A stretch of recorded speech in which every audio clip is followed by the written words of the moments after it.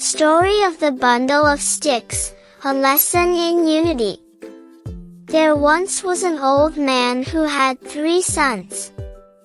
But these sons were always fighting, day after day, over silly things. The old man tried everything to stop their fighting. But no matter what he said, the boys just wouldn't listen. One day, the old man fell sick. He called his sons to his side with a special idea to teach them something important.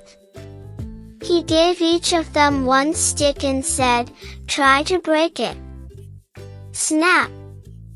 Snap! Snap! Each son broke their stick easily. "Now," said the old man, "try to break this bundle of sticks." The sons tried their best, but none could break it. The father smiled. 1 stick is easy to break. But when sticks are together, no one can break them. Just like you, strong when united.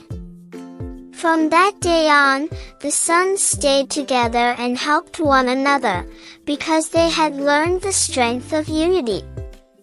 Moral: there is strength in unity.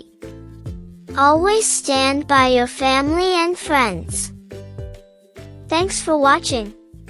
Don't forget to like, comment, subscribe, and follow Grandma's Tales Treasure on YouTube and Instagram for new tales full of fun and learning.